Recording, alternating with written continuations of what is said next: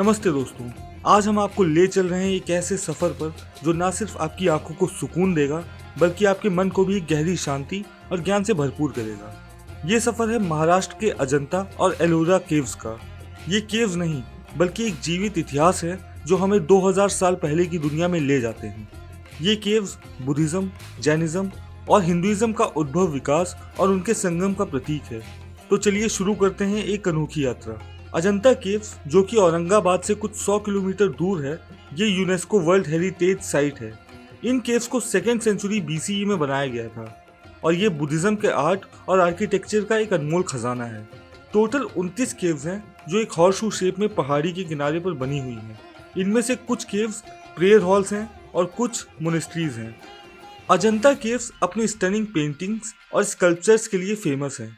ये पेंटिंग्स बुद्ध की लाइफ, झटका टेल्स और उस समय के सोशल लाइफ को दर्शाते हैं। रंगों का इस्तेमाल, एक्सप्रेशन की डिटेलिंग और स्टोरी टेलिंग का अंदाज आज भी लोगों को हैरान कर देता है। सोचिए 2000 साल पहले बिना मॉडर्न टूल्स के इतनी खूबसूरत आर्ट कैसे बनाई गई होंगी। ये देखिए, ये है पद्म पानी और वज्र पानी की पेंटिंग्स। पद्म पानी जो कि लोटस फ्लावर को होल्ड किए है, कंपैशन और करुणा का प्रतीक है। वज्र पानी जो कि वज्र को होल्ड किए हैं, पावर और एनर्जी का प्रतीक है। इन पेंटिंग्स में भी इतनी डिटेलिंग है कि लगता है जैसे ये अभी बोल पड़ेंगी। अब हम चले एलोरा केव्स की तरफ, जो कि अजंता से कुछ 100 किलोमीटर दूर है। एलोरा केव्स भी यूनेस्को वर्ल्ड हेरिटेज साइट है और ये 6th से 10th सेंचुरी के बीच में बनी हुई है। एलोरा की खास बात यह है कि यहाँ बुद्धिज्म, हिंदुइज्म और जैनिज्म के केव्स एक साथ हैं। टोटल 34 केव्स हैं, जिसमें 12 बुद्धिस्ट, 17 हिंदू और 5 केव्स हैं जैन की। एलोरा का सबसे फेमस स्ट्रक्चर है कैलासा टेम्पल। ये टेम्पल एक ही पहाड़ को काट कर बनाया गया है। सोचिए, इतना बड़ा स्ट्रक्चर जो कि वर्टिकली बना है और उसमें इतनी इंट्रिकेट कार्विंग्स हैं। ये टेम्पल लॉर्ड शिवा को समर्पित है और इसको बनाने में 150 साल लग गए थे। ये टेम्पल सिर्फ एक आर्किटेक्चरल मार्वल नहीं है बल्कि स्पिरिचुअल एक्सपीरियंस भी है। जैन केव्स भी कम अमेजिंग नहीं है। इन केव्स में तीर्थंकर्स के स्टैचूज हैं जो कि जैन धर्म के स्पिरिचुअल लीडर्स हैं। इन स्टैचूज की डिटेलिंग और एक्सप्रेशंस आपको एक अलग ही दुनिया में ले जाएंगे।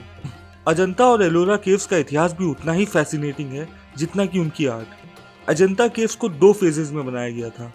पहला फेज 2nd सेंचुरी BC में और दूसरा फेज 5th सेंचुरी BC में।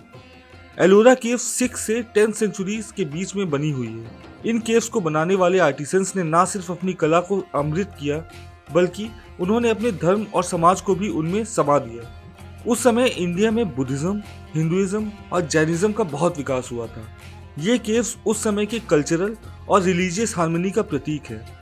इन केव्स के थ्रू हम उस समय के ट्रेड रूट्स, कल्चरल एक्सचेंजेस और स्पिरिचुअल प्रैक्टिसेस को समझ सकते हैं।